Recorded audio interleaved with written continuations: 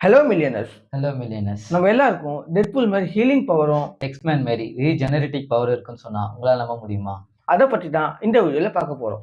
Healing power இயற்கையாகவே மனுஷ உடம்புல இருக்குங்க. அது எப்படின்னா, நம்ம உடம்புல ஏதாவது புண்களோ அல்லது காயங்களோ ஏற்பட்டா அது தானே குணமடையுங்க. அந்த அடிப்பட்ட காயத்து மேல ஃபைபர் டிஷ்யூ உருவாகுங்க. அந்த ஃபைபர் டிஷ்யூ தான் நாளடைவுல ஸ்காட்ச்னு சொல்லக்கூடிய தழும்புகளா மாறுதுங்க.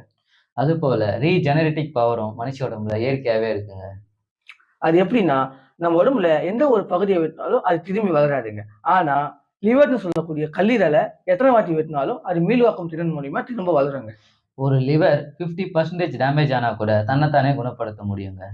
இன்னும் தெளிவா சொல்லணும்னா, கல்லீரலே இல்லாத ஒருவருக்கு நல்லா இருக்கிறவரோட 25% கல்லீரல் மாற்று அறுவை சிகிச்சை செய்தா கூட முழுசா அந்த கல்லீரல் வளர்ந்து அந்த நபரை காப்பாற்ற முடியும்.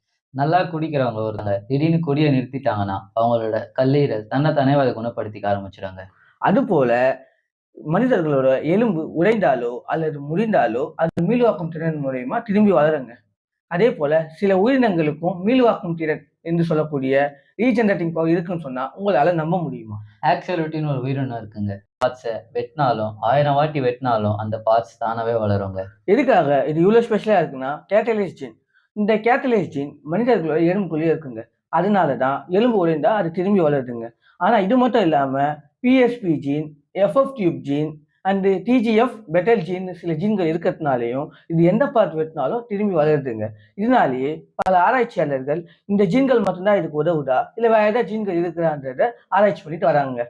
இது மட்டும் இல்லாம இன்னும் சில உயிரினங்களுக்கும் ரீஜெனரேட்டிவ் பவர் இருக்குங்க. ஃபார் எக்ஸாம்பிள் சொல்லணும்னா சுறாவா இருக்கட்டும், star fish, jelly fish, spider, மான், அது மட்டும் இல்லாம ஹைட்ரான்னு சொல்லக்கூடிய பாக்டீரியா, இது போன்ற பல உயிரினங்களுக்கு ரீஜெனரேட்டிவ் பவர் இருக்குங்க.